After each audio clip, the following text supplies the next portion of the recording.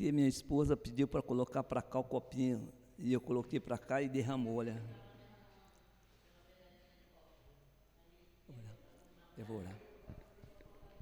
Não, eu vi que tinha que orar para mim. Eu vou orar agora pelo nosso pregador de hoje. Senhor, nós te damos graça nesta manhã, pela vida do Caio Assarri. Queremos colocar ele diante do Senhor, e que o Senhor venha derramar da tua graça e poder, que o Senhor realmente venha usar ele como teu instrumento, que o Senhor use a boca dele, Deus, para falar conosco, tudo aquilo que o Senhor já preparou no coração, e que através do Espírito Santo, Deus, ele seja guiado para que possa nos trazer um renovo, para que possamos nos fortalecer através da palavra que vamos ouvir nesta manhã. Prepara o nosso coração, nossos ouvidos, para que possamos, com graça a Deus, possamos conhecer um pouco mais da Tua Palavra e possamos guardar no nosso coração, possamos estar praticando na nossa vida, no nosso dia a dia. Pedimos em nome de Jesus. Amém.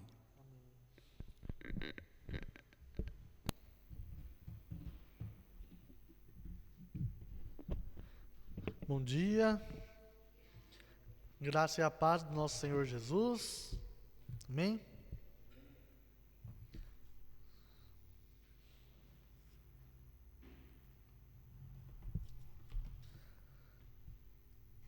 Na quarta-feira, o pastor disse no final do culto que a Santa Ceia é o sacramento mais importante na vida do cristão. E eu devo concordar, porque a gente pensa no batismo, a gente pensa na consagração dos filhos, a gente pensa em muitas coisas que fazem parte do nosso caminhar com Cristo, mas quando a gente se depara com a Santa Ceia, o renovo da alegria da salvação é uma coisa que contagia. Acredito que não só cada um de nós, como pessoa, mas como corpo de Cristo. Essa unidade que nós vivemos, essa comunhão de a gente poder celebrar a ressurreição do nosso Senhor. E pensando nesse sentido, nós vamos continuar a falar sobre a carta de Paulo aos Romanos, e hoje eu quero fazer a leitura do capítulo 4. E continuamos a nossa série do nosso estudo sistemático da carta aos Romanos.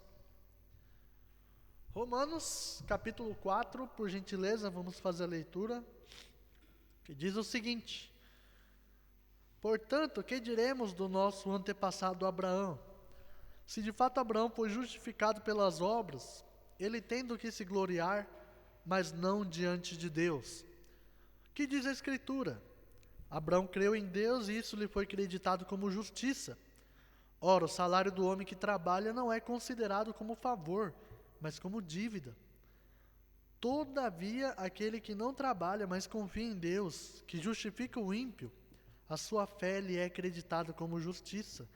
Davi diz a mesma coisa quando fala da felicidade do homem a quem Deus acredita justiça, independente de obras. Como são felizes aqueles que têm suas transgressões perdoadas, cujos pecados são apagados. Como é feliz aquele a quem o Senhor não atribui culpa. Destina-se esta felicidade apenas aos circuncisos ou também aos incircuncisos? Já dissemos que no caso de Abraão, a fé lhe foi creditada como justiça. Sob quais circunstâncias? Antes ou depois de ter sido circuncidado? Não foi depois, mas antes dado. Portanto, ele é o pai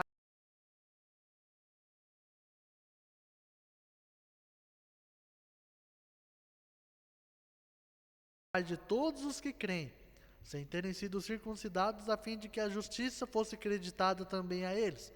E é igualmente o pai dos circuncisos, que não somente são circuncisos, mas também andam nos passos da fé que teve o nosso pai Abraão antes de passar pela circuncisão. Até aqui por enquanto.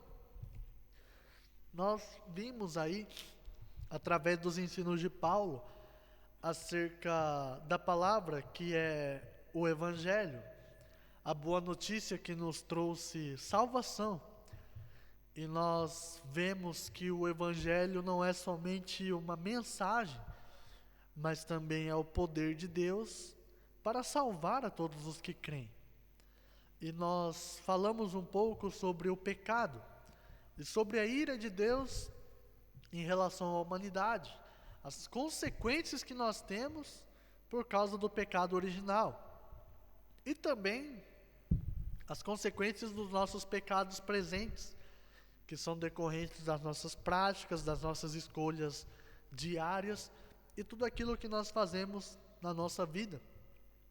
E aí no capítulo 3, chegamos enfim, falamos sobre a questão de que não há nenhum justo no mundo, não há nenhuma pessoa que não carregue culpa. Mas aí Paulo vai começar a falar sobre a questão da justiça de Deus, vai começar a falar sobre como nós somos justificados, que é através da fé. E mais uma vez eu venho insistir, eu venho bater nessa tecla, falar sobre a justificação e falar sobre a fé, porque afinal de contas a nossa caminhada com Deus, ela se baseia nesses dois fundamentos. A gente sempre tem que levar em conta o pecado, a justiça e o juízo de Deus. Quando Jesus ele anuncia a vinda do Espírito Santo antes dele morrer, ele fala que vem o auxiliador, que vem o consolador, e é ele que vai nos convencer. E ele diz: convencer do pecado, da justiça e do juízo. Então, quando nós falamos do Evangelho, nós não podemos descartar as coisas que precedem a salvação. Como foi falado ali no estudo do capítulo 3, nós não podemos anunciar a salvação por alguém que não precisa ser salvo. Então, quando nós falamos do Evangelho, precisamos falar acerca do pecado. Precisamos falar do juízo de Deus sobre a humanidade. Precisamos falar que existe um problema ao qual nós estamos submetidos, que não é um problema físico, não é um problema terreno. Muitas vezes nós passamos por circunstâncias, por situações terrenas, que são deploráveis, que são ruins, que nos levam muitas vezes a naufragar na nossa fé, porque nós olhamos para elas como se fossem definir toda a nossa vida. E nós nos afastamos de Deus, nós esquecemos que é Ele quem cuida da nossa vida, e nós nos baseamos somente naquele pedaço da nossa história. Mas a questão é que Deus, Ele não vem operar primeiramente na nossa vida terrena, mas Deus, Ele vem tratar da nossa vida espiritual, porque todos pecaram, e todos carecem da presença de Deus. E o único jeito que nós temos de nos achegar novamente à presença de Deus é por meio do nosso espírito, que passará a ser vivificado por Cristo Jesus. É quando nós cremos que Jesus foi ressuscitado dos mortos, é que nós passamos a ter o novo nascimento, passamos a ser justos. É através da fé, nesse fundamento, nesse princípio bíblico, é que nós somos aceitos por Deus. Algumas traduções da Bíblia vai dizer que nós somos aceitos por Deus. A tradução da minha Bíblia fala somos justificados, que traduzindo em miúdos é a mesma coisa. Quando somos justificados por Deus, nós somos aceitos por Ele, porque nós temos os nossos pecados perdoados. E aí Paulo vai desenvolver de uma forma mais linear a questão da justificação, porque nós temos um grande problema em acreditar que somos justificados pelas obras.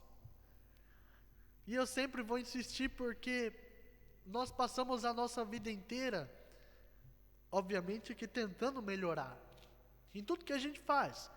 Se você trabalha, você começa ali no nível raso, e aí você vai crescendo, você busca melhorar. Se você é um empresário, você começa pequeno, com poucos funcionários, com pouco estoque, com poucos contatos, mas de repente as coisas começam a fluir. De repente as coisas começam a andar porque você visou o quê? Melhorar. E a nossa vida espiritual é a mesma coisa. Nós passamos a frequentar somente uma célula porque a gente é convidado. Aí a gente vai uma semana sim, uma semana não para a igreja. Aí fala de culto. Aí eu começo a participar do culto na igreja. E aí de repente tem o curso de discipulado, aí tem escola dominical, e aí tem curso de batismo, aí eu vou batizar. E assim a nossa vida ela passa por uma progressão. A gente vai subindo essa escada, que é a nossa caminhada. Ou como diria o próprio apóstolo Paulo, a gente continua a correr a maratona celestial. E o problema é que no meio do caminho, a nossa fé, ela se torna um pouco genérica, um pouco sintética. Porque a gente passa a acreditar em algumas coisas que não são verdadeiras. A gente se acomoda. Sabe aquela pessoa que chega num certo ponto e até aí tá bom? E muitas vezes na nossa caminhada com Cristo é a mesma coisa. E a gente passa a deixar as verdades bíblicas de lado e a gente se conforma com a nossa própria vida. E eu poderia ilustrar isso de uma forma mais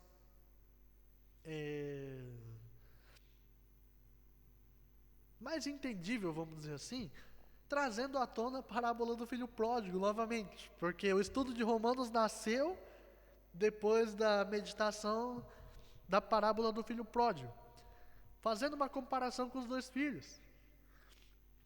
Vamos imaginar um crente que nasceu na igreja, tem os pais crentes, cresceu crente, adolescente crente, namorou crente, casou crente, teve filhos crentes, trabalhou crente. Chega no final da sua vida, está crente. O tempo todo. Só que esse rapaz crente, ele tinha um amigo. Da escola, talvez, não sei. Que cresceu fora da igreja. Descrente, ímpio, como queira chamar. Aí conheceu a Cristo, mas por circunstâncias da vida, ele escolheu outro caminho, e seguiu o caminho da sua vida como filho pródigo. Me dê a minha herança, e eu vou partir para o mundo. Aí ele viveu tudo que ele quis viver, gastou tudo que ele podia gastar, e aí ele fica velho, longe de Deus, e ele vai para o mesmo leito do hospital que o seu amigo crente. Estamos diante da morte. E aí o que o crente vai fazer? Ele vai orar. Por quê? Imagina a situação que o médico chega e fala: ó, vocês dois, de acordo com os exames de vocês aqui, ó, vou pegar o exame de vocês, vocês morrem essa noite. Vocês não têm mais vida. Já chegou o fim da linha. Agora é só esperar. E tá os dois amigos ali. E o que o crente vai fazer? Ele vai orar. Vai falar: Pai, eu agradeço porque eu conheci a Tua palavra. Eu te agradeço porque eu caminhei contigo toda a minha vida. Porque eu tive a minha esposa. Porque eu amei ela todo o tempo. Porque eu tive meus filhos. Porque eu participei do ministério. Porque eu servi ao Senhor, porque eu ajudei as pessoas, porque eu dei o meu dízimo, porque eu ofertei para a igreja, porque eu colaborei com o reino de Deus, e agora estou aqui diante da morte, e eu te agradeço porque eu sei que o Senhor vai me levar para passar a eternidade ao seu lado. E aí esse amigo descrente, ele vai ouvir o amigo dele, e ele vai falar assim: olha, eu quero pedir perdão para Deus, porque eu fiz tudo errado. Eu quero pedir perdão para Deus porque eu vivi bêbado, porque eu usei drogas, porque eu transei com todo tipo de mulheres que apareceu na minha frente, porque eu fiz tudo errado, porque eu destruí a minha vida. Mas eu estou aqui diante da morte, eu quero pedir perdão para Deus antes de eu partir, porque eu quero ser salvo. E aí nós que somos crentes vamos olhar para essa pessoa do lado, mas é justo?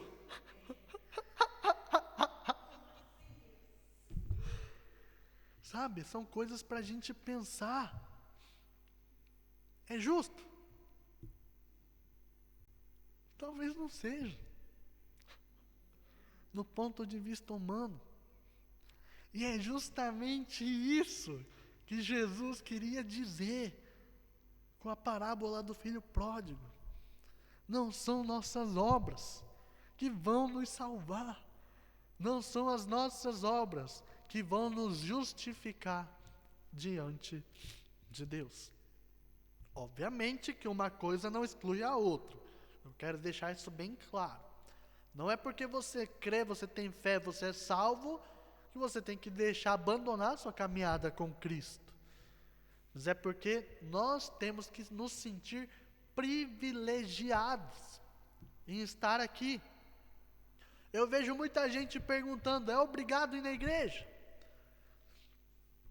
E eu paro para pensar porque eu não me sinto obrigado a estar aqui, mas eu estou aqui porque eu quero. Todo domingo, toda quarta-feira, todo dia que seja. Por quê? Porque eu sinto um privilégio de estar na casa de Deus, de estar na casa do Pai.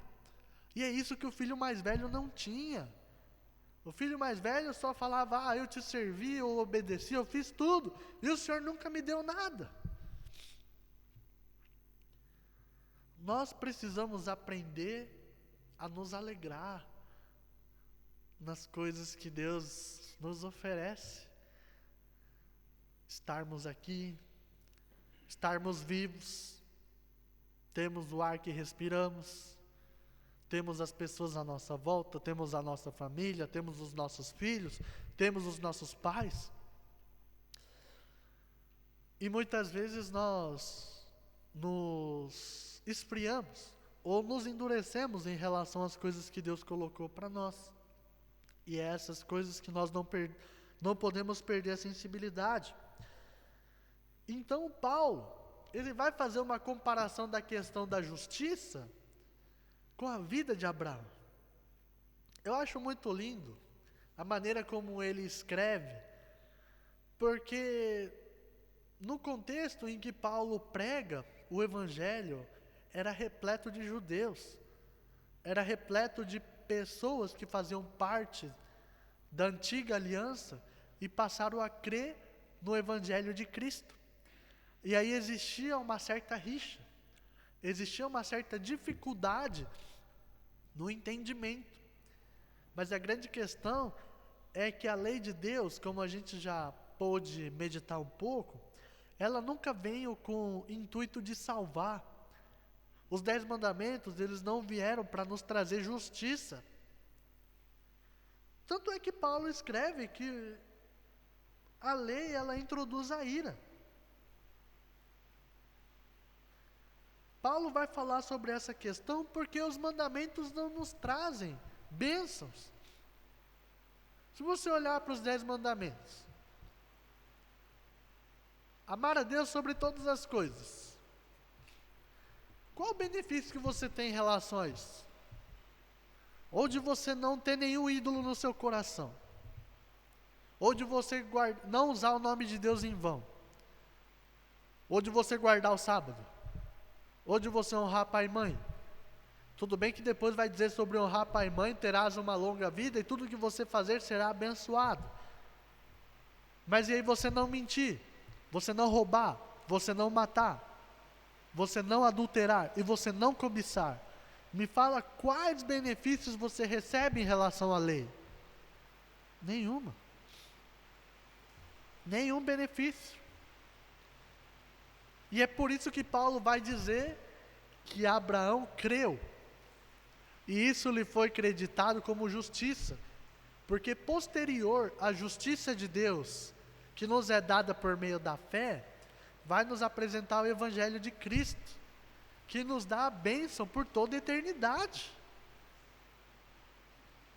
Agora, nós precisamos ter os olhos diferentes daquilo que é o convencional, porque não são a obediência à lei, nunca foi, não é observância da lei, mas é pela fé que nós somos justificados. Aí eu pergunto para vocês, como é que o povo do Antigo Testamento era salvo?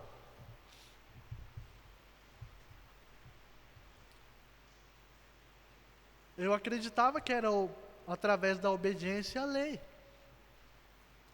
Obedecendo aos 10 mandamentos, obedecendo às leis que Moisés colocou ali, mais ou menos 600 leis. Eu acreditava no passado que era através da obediência, dessa vida religiosa, mas nunca foi. Quando Paulo vai dizer que Abraão creu, e isso lhe foi creditado como justiça, significa que nós somos salvos, mesmo na velha aliança, por meio da fé. E se Deus não salvasse os outros povos, então por que nós temos registros na Bíblia de povos de outras nações que foram salvos? Por que Raabe foi salva? Você conhece Raabe? Raabe foi uma prostituta lá de Canaã, que ajudou o povo de Deus, a Josué e Calebe ali a sondar a terra antes deles entrarem, para derrubar os muros de Jericó. E inclusive Raabe, ela foi incitada na genealogia de Jesus. Olha só que curioso, que interessante. Então nós precisamos mudar o nosso pensamento em relação à salvação. A lei nos foi introduzida para que a gente soubesse que nós somos pecadores. A lei nos coloca numa parede, onde nós mesmos veremos o nosso próprio julgamento. Mas a partir do momento em que nós cremos, a partir do momento em que nós confiamos, é nesse momento que Deus irá nos creditar a justiça. E Abraão creu. E se a gente pensar na história de Abraão, essa passagem, ela está escrita em Gênesis capítulo 15, versículo 6. E o contexto de Gênesis no capítulo 15, ela se dá mais ou menos 40 anos antes de Abraão ser circuncidado. Esse é o primeiro ponto. E o segundo ponto é que a lei de Deus não havia sido introduzida no mundo.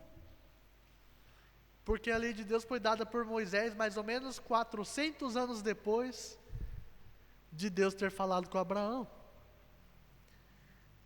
E é por isso que o judeu não pode se orgulhar, falando que Abraão é somente pai deles. Porque Abraão foi aceito por Deus, foi tornado justo por Deus antes da circuncisão e antes da lei de Deus. Então nós podemos falar com firmeza, como nós vamos ler aqui posterior a esses versículos, que todos nós somos filhos de Abraão. Porque Abraão ele é pai de todas as nações, mas não é de uma nação terrena, uma nação carnal, como o povo de Israel cria, mas é por uma descendência espiritual.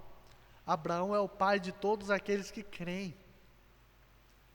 E foi essa promessa que Deus deu para ele. Obviamente que nós falamos da promessa de um filho carnal, de um filho biológico. E Abraão creu na promessa. Abraão tinha 100 anos de idade. Sara, por sua vez, era estéril.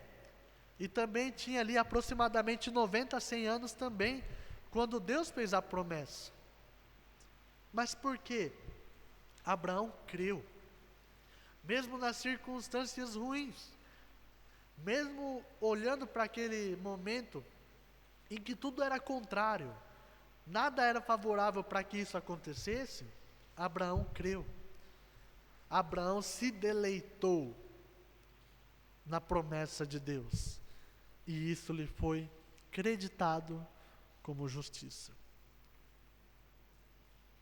É curioso pensar que o povo do Antigo Testamento era salvo olhando para frente. A fé deles era olhando para o futuro, olhando para a provisão que Deus daria acerca do nosso Salvador. E a contrapartida é que nós, da nova aliança, somos salvos olhando para trás, olhando para o Cristo que foi crucificado. Mas as duas coisas nos levam para o mesmo fim. As duas coisas nos levam para a salvação, porque é somente em Cristo que nós podemos ser salvos.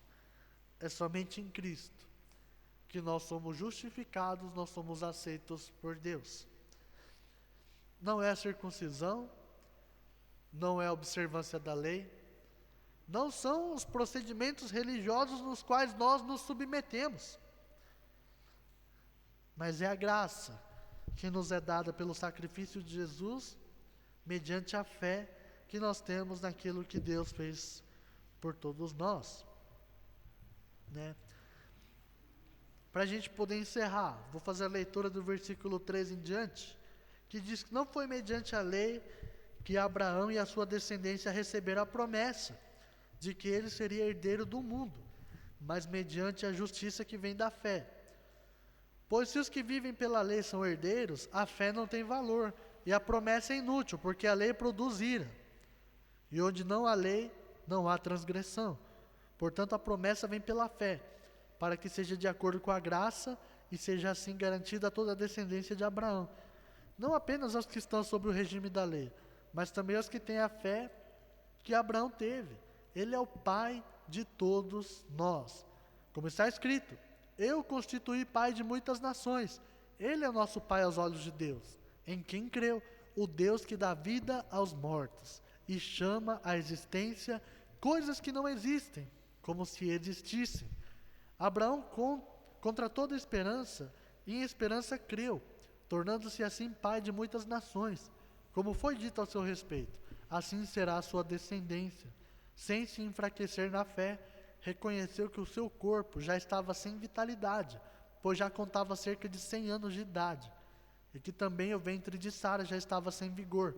Mesmo assim não duvidou e nem foi incrédulo em relação à promessa de Deus, mas foi fortalecido em sua fé e deu glória a Deus, estando plenamente convencido de que ele era poderoso para cumprir o que havia prometido. Em consequência, isso lhe foi creditado como justiça. As palavras lhe foi creditado não foram escritas apenas para ele, mas também para nós, a quem Deus creditará a justiça, a nós que cremos naquele que ressuscitou dos mortos, a Jesus o nosso Senhor. Ele foi entregue à morte por nossos pecados e ressuscitado para a nossa justificação. Então, nós temos aí uma validação acerca da justiça de Deus. Não porque Abraão pôde praticar alguma coisa que agradasse a Deus, mas é porque ele creu. Ele não deixou a incredulidade tomar conta.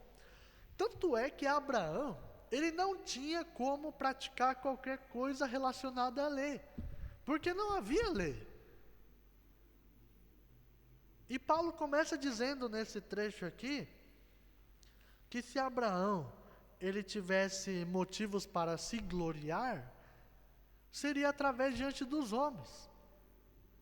Mas perante Deus não tem, porque Deus lhe creditou a justiça conforme a sua fé.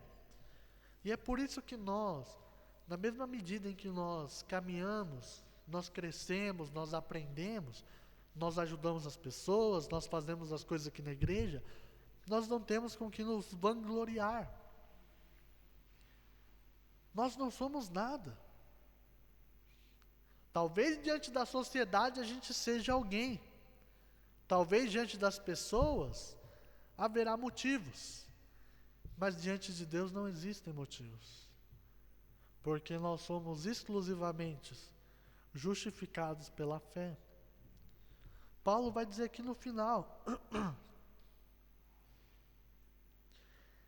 que as palavras lhe foi acreditada, não foram escritas somente para Abraão, mas foi escrita para todos nós. que vamos crer, todos nós que vamos conhecer a Cristo. E Ele acreditará justiça a todos nós que crermos no Senhor Jesus. E Ele termina dizendo que Ele, Jesus, foi entregue à morte por nossos pecados. E Ele foi ressuscitado para a nossa justificação. Então, se Jesus ele não tivesse sido ressuscitado, a nossa fé seria em vão. E por isso a necessidade do nosso Salvador, do sacrifício pelos nossos pecados, ser somente um ser divino, que era o próprio Deus. Não adianta a gente morrer, não adianta a gente derramar o nosso sangue, pensando em pagar os nossos pecados, porque nós não vamos. Não adianta a gente fazer nada. A única coisa que nós podemos fazer é a gente se humilhar diante de Deus, reconhecendo que somos pecadores e reconhecendo que nós precisamos dele. E é por isso que no capítulo 1 de Romanos, Paulo vai dizer: não me envergonho do Evangelho, pois o Evangelho é o poder de Deus para a salvação de todo aquele que crê. O Evangelho, existe um teor dentro dele que nos leva à vergonha. Por quê? Muitas pessoas falam que as pessoas que vão para uma igreja, que se submetem a uma religião, são pessoas fracas. E eu gosto de dizer que eu sou fraco, que eu não sou nada, porque é Cristo que me salvou. E não sou mais eu quem vivo, mas é Cristo que vive em mim. E é isso que nós precisamos nos agarrar. Nós não podemos nos envergonhar, porque dependemos de um Deus grande, mas devemos nos alegrar, tendo a consciência que a nossa salvação não depende de nós, nesse sentido,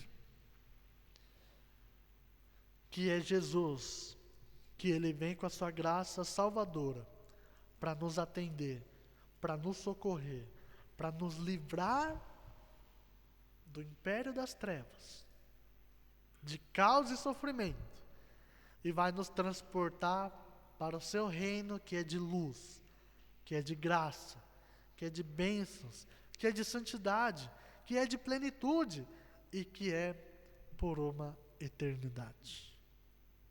Amém?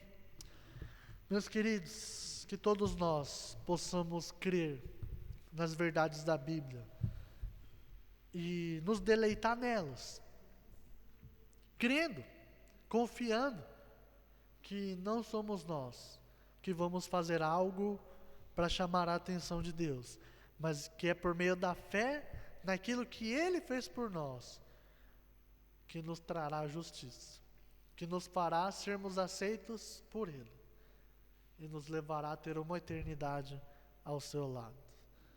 Que eu e você possamos nos submeter ao senhorio de Cristo e assim possamos confiar nas provisões espirituais que Ele tem para mim e para você.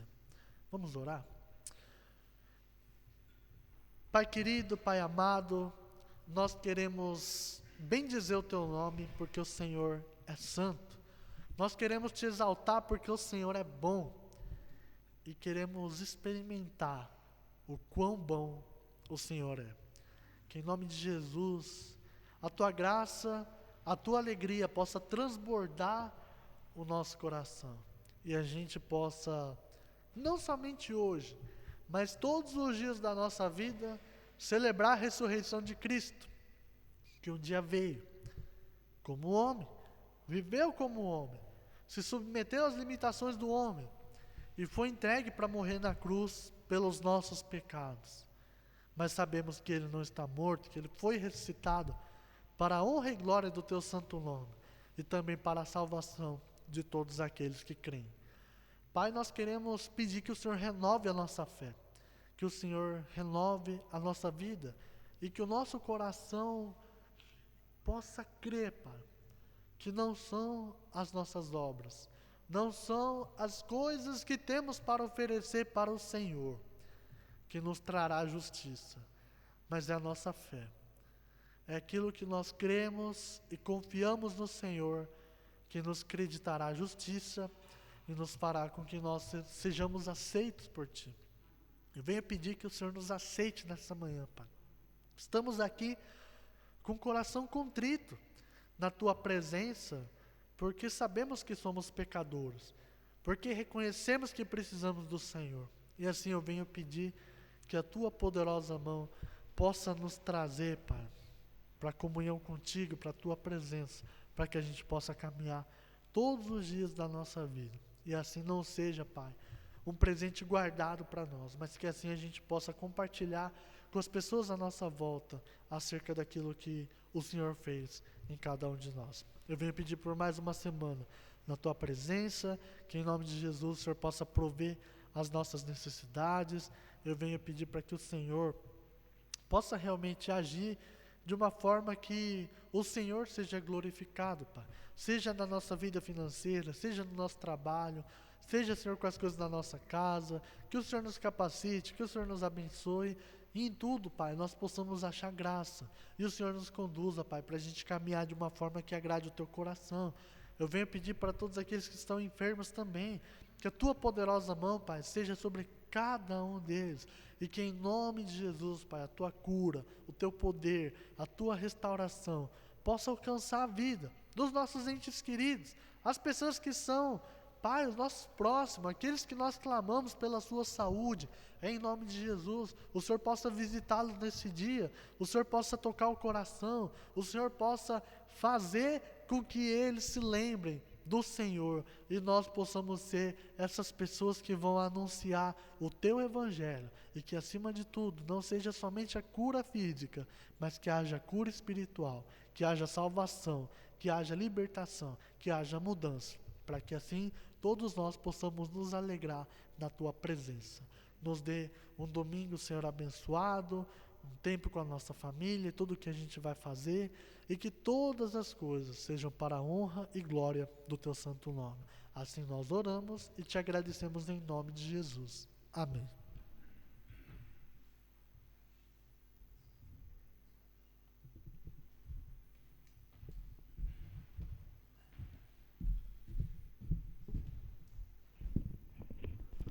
Vamos estar nos levantando.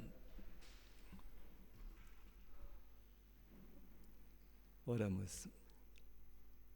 Que a graça do nosso Senhor Jesus Cristo, o grande amor do Pai, e a comunhão e a consolação do Espírito Santo esteja com você hoje e sempre. Amém e amém.